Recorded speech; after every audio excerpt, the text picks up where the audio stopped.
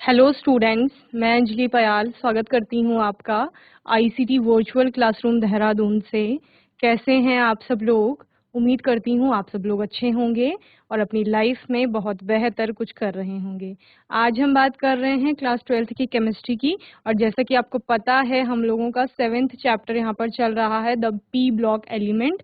Last session में P block के बारे में एक जनरल आइडिया लिया था, कौन कौन से ग्रुप 13 to 18 ग्रुप के एलिमेंट्स इसके अंतर्गत आ रहे हैं, जिसमें से 13 और 14 वर्ग आपने 11th क्लास में पढ़ लिया है आपके सिलेबस में, और 12th क्लास में ग्रुप 15 to 18 है यहाँ पर। तो ग्रुप 15 को हम लोग पढ़ रहे थे, जिसमें नाइट्रोजन फैमिली की बात की थी, कुछ प्रॉपर्टीज वहाँ पर आपने देखी थी। साथ ही मैंने आपको कुछ होमवर्क दिया था, डाई नाइट्रोजन के बारे में पढ़ना था आपको, फॉस्फोरस के बारे में, सल्फर के बारे में, यही HNO3 के बारे में आपको पढ़ना था। ठीक है, तो सभी बच्चों ने पढ़ा होगा। आज का सेशन स्टार्ट करते हैं आगे, और इम्पॉर्टेंट टॉपिक्स पर बात करेंगे इस चैप्टर के। ओके, चलिए।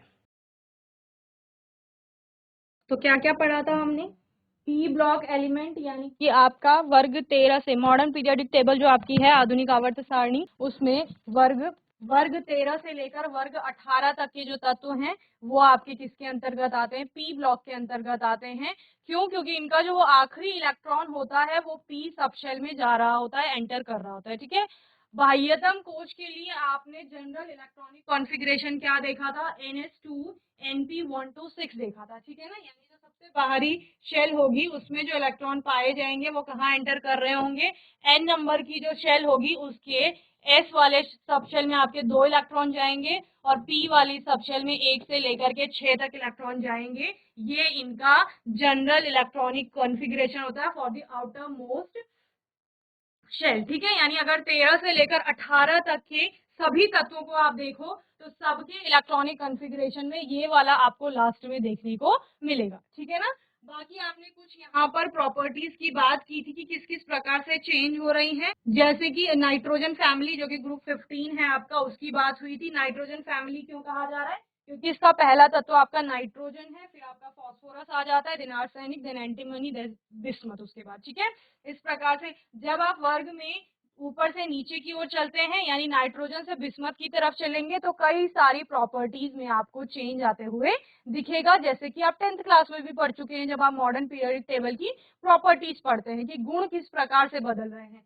इनके लिए जनरल कॉन्फ़िगरेशन क्या आता है बच्चे? क्योंकि जैसे आप नाइट्रोजन की बात कर रहे हो, 7 इलेक्ट्रॉन है इसमें, 7 इलेक्ट्रॉन को कैसे बांटते हो? 2 और 5 में बांटते हो। जब आप किसमें कोशों में उनका विभाजन करते हो, ये जो आउटर मोस्ट में है 5 इलेक्ट्रॉन है आपके, इन 5 इलेक्ट्रॉनों को कहाँ कहाँ बांटते हो आप? एक 2s में जाएगा, ठीक है, 2s2 हो जाएगा। बाकी कितने बचे 5 में से? अब 2 तो s में आ गए, अब बचे 3, वो किस में जाएंगे? p में, 2p3। तो जनरल इलेक्ट्रॉनिक कॉन्फ़िगरेशन होता है जो पूरी फैमिली के लिए, ये तो सिर्फ नाइट्रोजन का है, लेकिन पूरी फैमिली की बात करेंगे तो क्या आ जाएगा? NS2NP3। तो क्या हो जाता है? NS2NP3। सिर्फ आउटर मोस्ट शेल की बात कर रहे हैं, उसके लिए ये कॉन्फ़िगरेशन आता है। ओके, इसके बाद हमने कुछ गुणों को यहाँ पर बदलते हुए देखा, जहां पर आपने एटॉमिक और आयनिक रेडियाई की बात की, तो आपने क्या कहा? वर्ग में नीचे की ओर जाने पर जो आपके क्या है, आयनिक रेडियाई या एटॉमिक रेडियाई है, वो इंक्रीज होता है। क्यों? क्योंकि नंबर ऑफ इलेक्ट्रॉन्स वहां पर बढ़ रहे हैं, या फिर आप कहोगे एटॉमिक नंबर बढ़ रहा है, जिसके कारण एटम का साइज भी बढ़ रहा है, नंबर ऑफ शेल्स बढ़ रहे हैं। इसके बाद एटॉमिक रेडियाई भी क्या हो जाएगा? इंक्रीज हो जाएगा। ठीक है ना। आयनाइजेशन एनर्जी की बात की आपने, तो आयनाइजेशन एनर्जी का मान डिक्रीज होता है वर्ग में ऊपर से नीचे जाने पर। क्यों? क्योंकि आकार बढ़ रहा है, आकार बढ़ने से बाह्यतम कोश दूर चली जाएगी, बाहर किससे? नाभिक से। अब नाभिक का प्रभाव उस पर कम हो गया है, नाभिक का प्रभाव चूंकि कम हो गया है, तो आयनाइजेशन एनर्जी या आयनन ऊर्जा क्या कहती है कि उस बाह्यतम कोश से इलेक्ट्रॉन को निकालने के लिए जितनी ऊर्जा देनी पड़ेगी परमाणु को, वही आयनन ऊर्जा है। ठीक है, तो जितना दूर अगर नाभिक से होगा उतनी आयनन ऊर्जा कम देनी पड़ेगी, क्योंकि उनके बीच में अट्रैक्शन फोर्स उतना कम हो जाएगा। ठीक है, बल कम हो गया है वहां पर, तो इजीली आप क्या कर सकते हैं? इलेक्ट्रॉन को वहां से बाहर निकाल सकते हैं। तो जैसे जैसे वर्ग में आप नीचे की ओर जाएंगे, आयनन ऊर्जा का मान कम होता जाता है, डिक्रीजिंग डाउन द ग्रुप। और आपने क्या पढ़ा था? 14 और 16 की तुलना में 15 की आयनन ऊर्जा का मान अधिक होता है, 14 की तुलना में, इसलिए क्योंकि वो क्या दिखा रहे हैं? आपका स्मॉलर साइज दिखा रहे हैं, और 16 से इसलिए ज्यादा है क्योंकि 16 की तुलना में उनमें आपका हाफ फिल्ड इलेक्ट्रॉन्स है जो कि एक स्टेबल कॉन्फ़िगरेशन देते हैं उसको। ओके, तो ये हमने देखा था। एलोट्रॉपी की बात की थी, ऑक्सीडेशन स्टेट के बारे में पढ़ेंगे। The common oxidation states are +3, +5 and -3। Nitrogen family की सामान्य जो ऑक्सीकरण संख्याएं होती हैं वो +3, +5 और -3 होती है। The tendency to show -3 oxidation state decreases down the group because of decrease in electronegativity by the increase in atomic size. Electronegativity क्योंकि डाउन द ग्रुप जाने में क्या हो रही है, आपका डिक्रीज हो रही है। इलेक्ट्रोनिगेटिविटी क्या होती है, जो शेयर्ड पेयर ऑफ इलेक्ट्रॉनों हैं उनको अपनी तरफ शिफ्ट करने की जो टेंडेंसी है। यानी सपोज ए और बी दो एटम कुछ इलेक्ट्रॉनों के कारण जुड़े हुए हैं, ठीक है।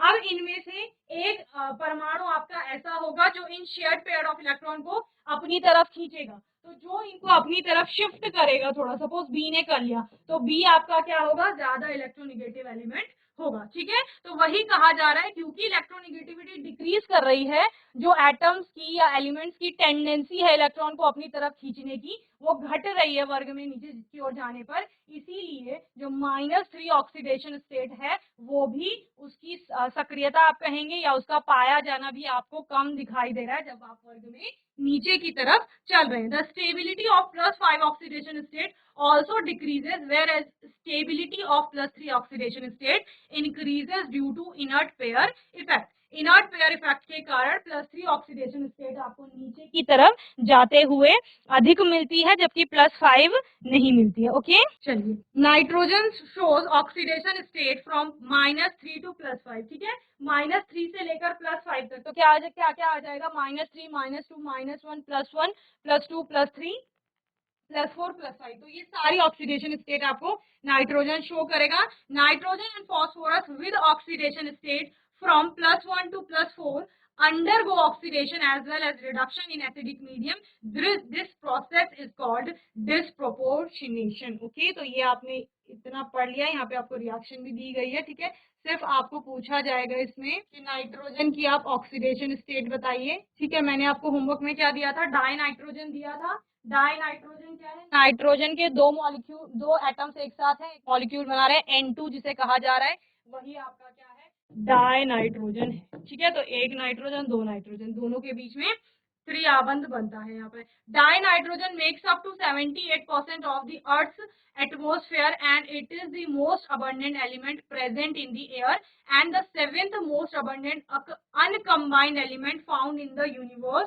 This element was first discovered in the year 1772 by a Scottish physician Daniel Rutherford. The symbol of this chemical element is N and 7 is its atomic number. क्या कहा जा रहा है, डाई नाइट्रोजन या नाइट्रोजन की बात करते हैं तो ये हमारे एनवायरनमेंट में मोस्ट अबंडेंट एलिमेंट है या सबसे ज्यादा पाई जाने वाली, आप गैस भी बोलते हो हमारे पर्यावरण में जो है, तो कौन सी है, नाइट्रोजन है। इसके अलावा ये 7th मोस्ट अबंडेंट यानी 7वें नंबर का ऐसा तत्व है जो अनकंबाइंड स्टेट में पाया जाता है, यानी किसी के साथ जुड़ा हुआ नहीं है, तो 7वें नंबर पर आता है इसका नाम। देन इसको डिस्कवर किसने किया था, 1772 में एक स्कॉटिश फिजिशियन थे डैनियल रदरफोर्ड, जिन्होंने इसको डिस्कवर किया था। इसका सिंबल आपको पता है N है और 7 इसका एटॉमिक नंबर होता है। 7 एटॉमिक नंबर के कारण ही क्या हो रहा है, बाह्यतम कोश में 5 है जिसके कारण 3 इलेक्ट्रॉन P में जा रहे हैं, इसीलिए ये P ब्लॉक के अंतर्गत आता है, ठीक है। ये बेसिक इंफॉर्मेशन हो गई। देन प्रिपरेशन रिएक्शन देखी थी आपने। Die nitrogen is produced commercially by the liquefaction and fractional distillation of air. Liquid dinitrogen distills out first, leaving behind liquid oxygen. In the laboratory, dinitrogen is prepared by treating an aqueous solution of ammonium chloride with sodium nitrite. Okay, तो प्रयोगशाला में die nitrogen को किस प्रकार बनाया जा रहा है, एक तो व्यावसायिक उत्पादन इसका बताया जा रहा है, ठीक है, कि क्या किया जा रहा है, liquefaction and fractional distillation of air, वायु का क्या किया जा रहा है, द्रवीकरण और प्रभाजी आश्वन किया जा रहा है, जिसके कारण से नाइट्रोजन को अलग किया जा रहा है। प्रभाजी आश्वन में आप क्या पढ़ते थे कि अलग अलग क्वथनांक होते हैं जहां पर आप फ्रैक्शंस में उनको अलग कर लेते हैं, ठीक है ना। लेबोरेटरी में किस प्रकार बनाया जा रहा है, डाई नाइट्रोजन बनाने के लिए अमोनियम क्लोराइड का जो एक्वा सॉल्यूशन लिया जा रहा है उसकी सोडियम नाइट्राइड के साथ अभिक्रिया कराई जा रही है और जिसके पश्चात आपको N2 बनते हुए दिखती है। ओके, ये आपकी रिएक्शन हो गई उसके लिए। ठीक है, ये आपका अमोनियम क्लोराइड है जिसकी अभिक्रिया सोडियम नाइट्राइड से कराई जा रही है और N2 गैस यहाँ पर बन रही है। ओके, चलिए, जो ये वाली अभिक्रिया होती है इसमें कुछ कुछ मात्रा में नाइट्रिक ऑक्साइड और आपका नाइट्रिक एसिड दोनों प्रोड्यूस होते हैं। साथ ही जो आपका N2 होती है उसको अमोनियम डाइक्रोमेट का जो आपका थर्मल डिकम्पोजिशन किया जाता है उसके द्वारा भी प्राप्त किया जाता है, जिसकी रिएक्शन यहाँ पर दी गई है। ठीक है, it can also be obtain by the thermal decomposition of ammonium dichromate. तो ये अमोनियम डाइक्रोमेट लिया है, इसको हीट दे रहे हैं, थर्मल डिकम्पोजिशन हो रहा है और आपकी N2 गैस N2 यहाँ पर यानी डाई नाइट्रोजन यहाँ पर प्रोड्यूस हो रही है। ओके, इसके अलावा इसको बेरियम अजाइड के भी थर्मल डिकम्पोजिशन से प्राप्त किया जाता है। ठीक है, नाइट्रोजन सोडियम और बेरियम अजाइड के तापीय अपघटन से भी बनाई जा सकती है। ओके, जो यहाँ पर रिएक्शन में भी दिया गया है, बेरियम अजाइड लिया गया है, उससे आपका क्या बन रहा है, N2 यहाँ पर प्रोड्यूस होते हुए आपको दिख रही है। चलिए, तो ये मैंने आपको होमवर्क में भी दिया था। इनकी कुछ रासायनिक अभिक्रियाएं भी आ सकती हैं अलग अलग। Few typical reactions are, lithium के साथ ये रिएक्ट कर रहा है, ठीक है, और 2Li3N बना रहा है, आपको हीट दे रहे हैं इसको। ओके, इसके अलावा मैग्नीशियम के साथ ये रिएक्ट कर रहा है और Mg3N2 बना रहा है। ओके, इसी नाइट्रोजन का प्रयोग आप हैबर प्रोसेस में भी करते हैं जब अमोनिया का निर्माण किया जाता है। ठीक है ना, it combines with hydrogen at about 773 kelvin in the presence of a catalyst Haber's process to form ammonia. ठीक है, वो रिएक्शन आपकी क्या होती है, डाई नाइट्रोजन जो है हाइड्रोजन से आपकी अभिक्रिया करती है। तो कितने तापमान पर कहा जा रहा है, 773 केल्विन, इतने तापमान पर अभिक्रिया कर रहा है और आपका क्या बन रहा है, NH3 अमोनिया बन रहा है। कौन सी प्रोसेस है ये, हैबर्स प्रोसेस है, हैबर का प्रक्रम इसको कहा जाता है। Dinitrogen combines with dioxygen only at a very high temperature at about 2000 kelvin to form nitric oxide. ठीक है, और क्या होता है, डाई नाइट्रोजन जो है आपकी वो ऑक्सीजन से अभिक्रिया करके या डाई ऑक्सीजन से अभिक्रिया करके, वो भी कितने, बहुत उच्च ताप पर, बहुत ज्यादा अधिक तापमान होगा, अबाउट 2000 केल्विन, 2000 केल्विन के आसपास तापमान होगा, और वहां पर अभिक्रिया करके क्या बनाएगी, नाइट्रिक ऑक्साइड बनाएगी। ओके, तो क्या अभिक्रिया हो गए, N2 डाई नाइट्रोजन और डाई ऑक्सीजन यानी O2 अबाउट 2000 केल्विन टेम्परेचर, और क्या बन रहा है आपका, NO बन रहा है, नाइट्रिक ऑक्साइड बन रहा है। ओके, चलिए, यूजेस कहाँ कहाँ है इसका, the main use of die nitrogen is in the manufacture of ammonia and other industrial chemicals containing nitrogen. Die nitrogen का प्रयोग अमोनिया के निर्माण में हो रहा है, साथ साथ ऐसे रसायनों के निर्माण में हो रहा है जहां पर की नाइट्रोजन आपकी उपस्थित होती है। ठीक है ना, इसके अलावा it also find use where an inert atmosphere is required in iron and steel industry, inert diluent for reactive chemicals. Okay, ये कहाँ कहाँ इस, it also finds use where an inert atmosphere is required, जहाँ पर एक inert atmosphere की requirement होती है वहां पर इसको उपयोग में लाया जाता है। इनर्ट यानी अक्रिय बोल सकते हैं, नोबल आप जिसको कहते हैं, ऐसा वातावरण बनाना होगा, वहां इसका उपयोग होता है, जैसे कि आपका लोहा और स्टील के उद्योग में।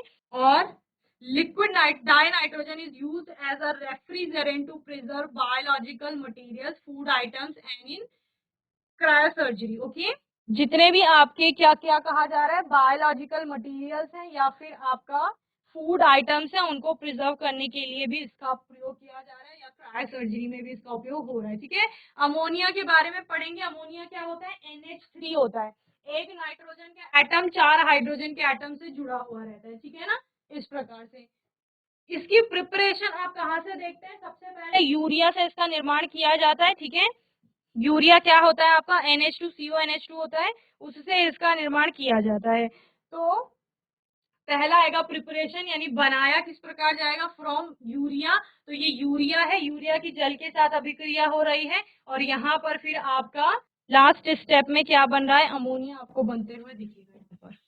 ठीक है, 2 स्टेप में ये अभिक्रिया हो रही है।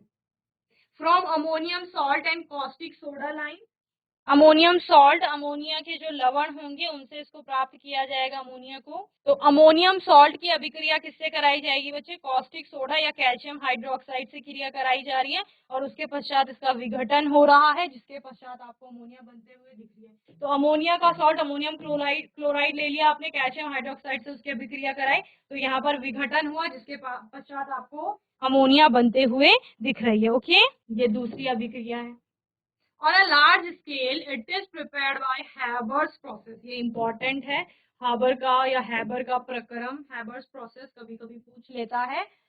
तो सबसे ज्यादा एक व्यापक, अगर बनाना है आपको व्यापक स्तर पर, तो अमोनिया किस प्रकार, हैबर प्रोसेस से आप बनाएंगे। ठीक है, हाबर का प्रक्रम जो अभी हमने पढ़ा, डाई नाइट्रोजन को हाइड्रोजन के साथ अभिक्रिया कराई जा रही है, और जिसके पश्चात आपका क्या बन रहा है, अमोनिया बन रही है। ठीक है ना, तो N2 plus thrice H2 gives 2NH3। ठीक है, प्रश्न 1 नंबर में भी आ सकता है कि हैबर का प्रक्रम किसको बनाने के लिए उपयोग में आता है, तो आप लिखेंगे कि अमोनिया को बनाने के लिए आता है। ठीक है, the pressure is 200 into 10⁵ Pascal and iron oxide with a small amount of K2O and Al2O3 is used as a catalyst. Okay, यहाँ पर Al2O3 और K2O को एज अ कैटेलिस्ट यूज किया जाता है। पूरी प्रोसेस एक, जहाँ पर हाइड्रोजन और नाइट्रोजन को एक साथ लिया जाता है। ठीक है, वायु में उपस्थित दोनों को एक साथ लिया जाएगा, डाई नाइट्रोजन होगी आपके, हाइड्रोजन होगी, फिर एक संपीडक में डाला जाएगा, जिसके पश्चात उसको एक उत्प्रेरक की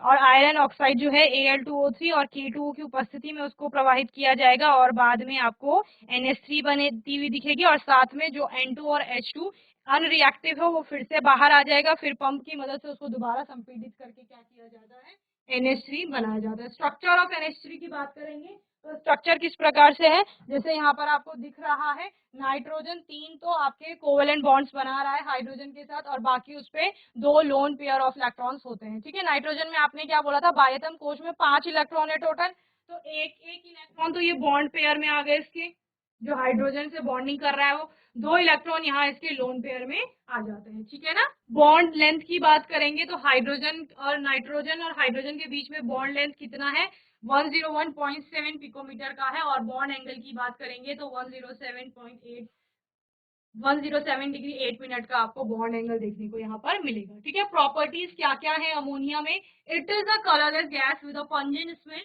बहुत अजीब इसकी स्मेल होती है, पंजेंट तीखी आप इसको बोल सकते हो, और कैसा होता है, कलरलेस गैस होती है ये। ठीक है, अगर फिजिकल स्टेट पूछा जाएगा तो वो गैस है, यानी कि भौतिक अवस्था गैसीय है, तीखी, इसमें गंध है, रंगहीन है, यानी रंग किसी प्रकार का नहीं है। It shows hydrogen bonding in solid and liquid state. ठीक है, हाइड्रोजन बॉन्डिंग इसमें पाई जाती है सॉलिड स्टेट में भी और लिक्विड स्टेट में भी। ठीक है, इसके अलावा ये आपका it is highly soluble in water, ये आपका जल में बहुत अधिक घुलनशील होती है, and it's aqueous solution is weekly basic, और इसका जो जलीय विलयन बनता है वो कैसा होता है, दुर्बल क्षार होता है। ओके, अभिक्रिया से ये दिखाया गया है, NH3H2O के साथ जुड़ करके NH4 प्लस और OH नेगेटिव आपका दे रहा है। ठीक है, it forms ammonium salt with acid, अम्लों से अभिक्रिया करके ये क्या बनाता है, अमोनियम सॉल्ट बनाएगा। तो NH3 ने HCl से अभिक्रिया करके क्या बनाया, अमोनियम क्लोराइड बनाया। ओके, चलिए, तो ये सारी आप प्रॉपर्टीज पढ़ लेंगे, इसके यूजेस कहाँ कहाँ है, production of nitrogenous fertilisers, nitrogen युक्त जितने भी आपके फर्टिलाइजर बनते हैं, उर्वरक जो आपके होते हैं, उनमें इनका प्रयोग किया जाता है उनको बनाने में। Production of nitric acid HNO3 को बनाने में भी इसका प्रयोग किया जाता है। इसके अलावा liquid ammonia is a non aqueous solvent, ये एक नॉन एक्वस सॉल्वेंट की तरह भी कार्य करता है, and liquid NH3 is a refrigerant. Okay, oxide of nitrogen की बात कर रहे हैं तो डाई नाइट्रोजन ऑक्साइड हो गया, नाइट्रोजन अलग अलग ऑक्साइड फॉर्म करता है। ठीक है, जिसमें कि उसकी अलग अलग ऑक्सीडेशन स्टेट्स होती हैं, जैसे कि डाई नाइट्रोजन ऑक्साइड की बात कर रहे हैं, डाई नाइट्रोजन यानी 2 नाइट्रोजन है 1 ऑक्सीजन है, N2O, इसमें नाइट्रोजन की ऑक्सीडेशन स्टेट कितनी है, +1 है, ठीक है ना। कलरलेस गैस होती है, ये एक न्यूट्रल होती है यानी उदासीन। नाइट्रोजन मोनोऑक्साइड NO की बात करेंगे, यहाँ पे नाइट्रोजन की ऑक्सीडेशन स्टेट +2 होगी। N2O3 में +3 है, NO2 में +4 है, N2O4 में +4 है, N2O5 में +5 है। तो आपको दिख रहा है +1 से लेकर +5 तक सारी ऑक्सीडेशन स्टेट आपका यहाँ पर देखने को मिल रही है। साथ ही हमने क्या बोला था, नाइट्रोजन जो है वो -3 to +5 आपकी सारी ऑक्सीडेशन स्टेट कहीं ना कहीं शो करता है। ओके, इस प्रकार से रेजोनेटिंग स्ट्रक्चर आएंगे। N2O का हो गया NO, N2O3, NO2, N2O4 और N2O5 का। ओके, नाइट्रिक एसिड के बारे में मैंने आपको कहा था, होमवर्क में एक बार देख लेना। नाइट्रिक एसिड क्या है, यहाँ पर HNO3 जिसको कहा जा रहा है, एक हाइड्रोजन है, एक नाइट्रोजन है, 3 आपके ऑक्सीजन के एटम्स हैं, ठीक है। इस प्रकार की संरचना है कुछ। प्रिपरेशन देखेंगे, it is prepared in the laboratory by heating NaNO3 और KNO3 एंड कॉन्सेंट्रेटेड H2SO4, ठीक है। क्या कहा जा रहा है, इसको प्रयोगशाला में बनाया जाता है, किसको, आपके नाइट्रिक एसिड को। सांद्र H2SO4 तथा NaNO2 तथा KNO3 को गर्म NaNO3 तथा KNO3 को गर्म करने के बाद आपको क्या मिल रहा है, HNO3 मिल रहा है, ठीक है। इसके अलावा अगर हम कहते हैं व्यापक स्तर पर कैसे बनाया जाता है, तो ओस्टवाल्ड प्रक्रम के द्वारा बनाया जाता है, जहां पर अमोनिया का उपयोग किया जाता है, और वो हम पढ़ेंगे, ठीक है। तो ये वाली अभिक्रिया हो गई लेबोरेटरी में बनाने की। और method of manufacture of nitric acid by Ostwald process. सबसे पहले ये अलग अलग स्टेप में ये रिएक्शन चलती है। ओस्टवाल्ड प्रक्रम आपका इंपॉर्टेंट है, इसको देख लेंगे। नाइट्रिक अम्ल को बनाने की एक विधि है, जहां पर सबसे पहले क्या किया जाता है, catalytical oxidation of NH3 by O और एयर, ठीक है। ऑक्सीजन की उपस्थिति में जो आपका अमोनिया है उसके साथ उत्प्रेरकीय ऑक्सीकरण किया जाता है। उत्प्रेरकीय ऑक्सीकरण से क्या समझे, उत्प्रेरक की उपस्थिति में ऑक्सीकरण हो रहा है, ठीक है। तो उसके पश्चात आपका बनता क्या है, NH3 जो है अमोनिया, वो ऑक्सीजन से जुड़ करके नाइट्रिक ऑक्साइड NO का निर्माण करती है, साथ में आपका वाटर अलग हो रहा है, ठीक है। पहले स्टेप में ये हो रहा है। सेकेंड स्टेप में अब ये जो NO है, नाइट्रिक ऑक्साइड है, इसका प्रयोग किया जाएगा। NO thus formed combines with O2 giving NO2। जो NO आपको प्राप्त हुआ है वो पुनः ऑक्सीजन से अभिक्रिया करके क्या बनाएगा, NO2 बनाएगा, ठीक है। नाइट्रोजन डाइऑक्साइड का निर्माण करेगा। तो नाइट्रिक ऑक्साइड ऑक्सीजन से जुड़ा नाइट्रोजन डाइऑक्साइड बन गया। ओके, थर्ड स्टेप में क्या हो रहा है, NO2 so formed dissolve in water to give HNO3।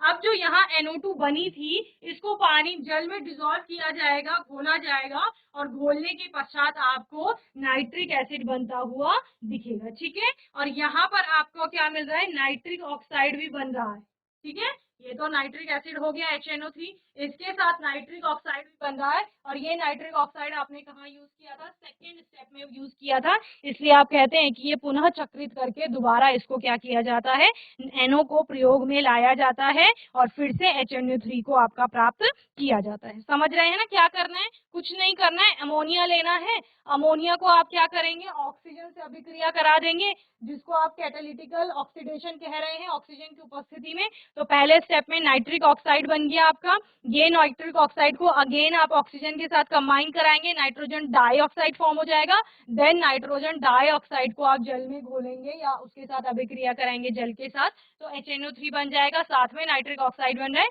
फिर आप कहेंगे जहां हमने दूसरे स्टेप में नाइट्रिक ऑक्साइड का उपयोग किया था, वहां इसको दोबारा से ले जाकर के हम क्या प्राप्त कर लेंगे, nitrogen dioxide and then HNO3। Okay, तो ये आपकी ओस्टवाल्ड प्रोसेस हो गई, ये अभी आपका इंपॉर्टेंट है। ओके, स्ट्रक्चर ऑफ HNO3 पढ़ लेंगे, फिजिकल प्रॉपर्टीज, केमिकल प्रॉपर्टीज इसकी पढ़ लेंगे। ओके, इसके अलावा होमवर्क में आप करके लाएंगे